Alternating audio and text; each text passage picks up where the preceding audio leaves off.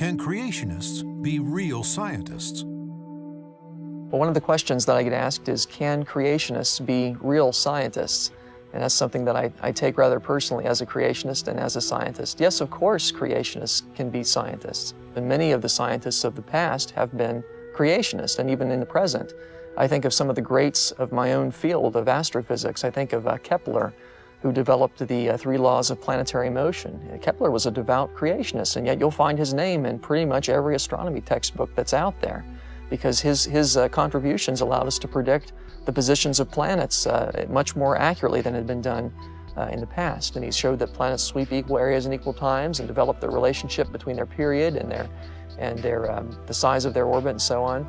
Really brilliant man, and he was a devout creationist, a young Earth creationist, by the way. I think of Isaac Newton. There's a name that everyone's heard of. Everyone's heard of the great Isaac Newton, one of the most brilliant men who ever lived. And yet Isaac Newton was a devout biblical creationist. He didn't believe in evolutionary notions. He believed that God created the universe according to the scriptures. He believed that the world was thousands of years old, apparently, because he confirmed Bishop Ussher's chronology of the world, which is a few thousand years old.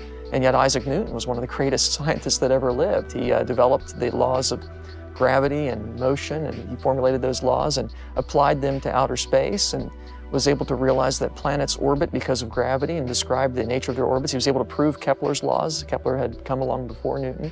And Isaac Newton he formulated the laws of gravity and motion and applied those to space. He basically developed the entire field of celestial mechanics. Brilliant mind. Newton was able to figure out what causes the little purple rainbow and when we look through a refracting telescope, and he designed a solution, the reflecting telescope, that gets rid of that. Newton developed the entire field of optics, co-discovered calculus.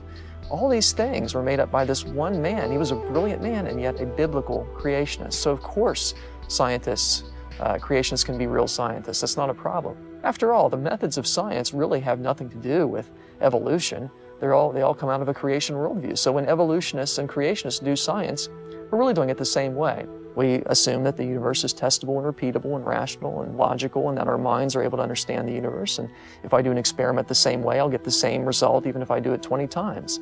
We expect this underlying uniformity of the universe, and it works. And so we're able to put human beings on the moon and develop computers and so on because we all believe in observational science. When we talk about the past, we've left operational science, and we're talking about origin science. And that's where you attempt to answer a history question using methods of science. And there's nothing wrong with that, but ultimately a history question would be better answered by consulting a history book. If I wanted to find out how long George Washington lived, the best way to do it would not be to take one of his buttons and radiometrically date it. The best way to do it would be to look it up in a history book. And that's really what the Bible is. It's a history book that tells us when the universe began and how it came to be the way it is today.